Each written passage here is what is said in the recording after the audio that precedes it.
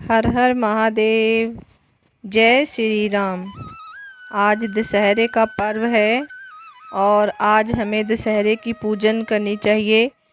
तो दशहरे की पूजन हमें कैसे करनी चाहिए और इसमें क्या क्या चीज़ों की हमें ज़रूरत पड़ती है, तो हम इस वीडियो में देखेंगे और सुनेंगे भी। तो यह है जो पूजन है आश्विन माह में की जाती है और आश्विन उतरते की दशमी को दशहरा पूजते हैं और आटे से मांडते हैं। दशहरे के ऊपर जल, रोली, चावल, मोली, गुड़, दक्षिणा, फूल और जौ के जुआरे चढ़ाओ। शेर, चावल, मूली चढ़ाएं। दशहरे के ऊपर जो हांडी रखें उसमें से एक में तो एक नगद रुपया व छुहारे रखें, दूसरे में फल, रोली, चावल से पूजा करें। थोड़ी देर बाद जिस हांडी में रुपया रखा हो उस रुपये को निकालकर अलमारी में रख दें। बही में सतिया लगाकर उस पर जल, फूल, रोली, चावल चढ़ाएं। थोड़े से छुहारे रखकर भी दशहरे का पूजन करें। वही पूजकर दवात कलम का भी पूजन करें। नीलकंठ का दर्शन करें। हलवे पूरी की रसोई बनाएं, ब्राह्मण जिमाएं और दशहरे के दिन श्री रामचंद्र जी की व रामायण की पूजा करें और भोग लगाएं। दशहरे की कहानी। एक बार पार्वती जी ने शिवजी से पूछा कि लोगों में जो दशहरे का त्यौहार प्रचलित है इसका क्या फल है। शिवजी ने बताया कि आश्विन शुक्ल दशमी को सायंकाल में तारा उदय होने के समय विजय नामक काल होता है जो सब इच्छाओं को पूर्ण करने वाला होता है। शत्रु पर विजय प्राप्त करने वाले राजा को इसी समय प्रस्थान करना चाहिए। इस दिन यदि श्रवण नक्षत्र का योग हो तो और भी शुभ है। मर्यादा पुरुषोत्तम भगवान रामचंद्र ने इसी विजय काल में लंका पर चढ़ाई की थी, इसलिए यह दिन बहुत पवित्र माना गया है और क्षत्रिय लोग इसे अपना त्यौहार मानते हैं। शत्रु से युद्ध करने का प्रसंग न होने पर भी इस काल में राजाओं को अपनी सीमा का उल्लंघन अवश्य करना चाहिए। अपने तमाम दल बल को सुसज्जित करके पूर्व दिशा में जाकर शमी वृक्ष का पूजन करना चाहिए।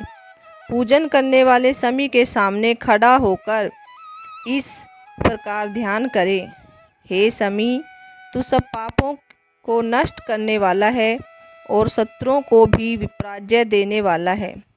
तूने अर्जुन का धनुष धारण किया और रामचंद्र जी से प्रियवाणी कही। पार्वती जी बोली, शमी वृक्ष ने अर्जुन का धनुष कब और किस कारण धारण किया था तथा रामचंद्र जी से कब और कैसी प्रियवाणी कही थी, सो कृपया कर समझाइए।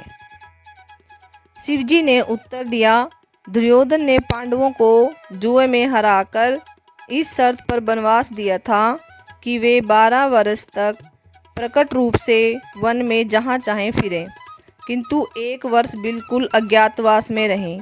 यदि इस वर्ष में उन्हें कोई पहचान लेगा तो उन्हें 12 वर्ष और भी वनवास भोगना पड़ेगा।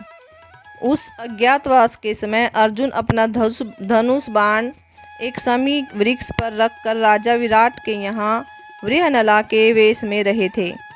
विराट के पुत्र कुमार ने गौओं की रक्षा के लिए अर्जुन को अपने साथ लिया और अर्जुन ने शमी के वृक्ष पर से अपने हथियार उठाकर शत्रुओं पर विजय प्राप्त की थी। शमी वृक्ष ने अर्जुन के हथियारों की रक्षा की थी। विजयदशमी के दिन रामचंद्र जी ने लंका पर चढ़ाई करने के लिए प्रस्थान करने के समय शमी वृक्ष ने कहा था कि आपकी विजय होगी, इसीलिए विजय काल में शमी वृक्ष की भी पूजा होती है। एक बार राजा युधिष्ठिर के पूछने पर श्री कृष्ण जी ने भी उन्हें बतलाया था कि हे राजन, विजयदशमी के दिन राजा को स्वयं अलंकृत होकर अपने दासों तथा हाथी घोड़ों का श्रृंगार करना चाहिए तथा गाजे बाजे के साथ मंगलाचार करना चाहिए। उसे उस दिन अपने पुरोहित को साथ लेकर पूर्व दिशा में प्रस्थान करके अपनी सीमा से बाहर जाना चाहिए और वहाँ वास्तु पूजा करके अष्ट दिक्पालों तथा पार्थ देवता की वैदिक मंत्रों से पूजा करनी चाहिए। शत्रु की मूर्ति अथवा पुतला बनाकर उसकी छाती में बाण लगाएं। पुरोहित वेद मंत्रों का उच्चारण करें। ब्राह्मणों की पूजा करके हाथी घोड़ा अस्त्र शस्त्र आदि का निरीक्षण करना चाहिए। यह सब क्रिया सीमांत में करके अपने महल में लौट आना चाहिए। जो राजा इस विधि से पूजा करता है वह सदा अपने शत्रु पर विजय प्राप्त करता है। बोलो जय श्री राम।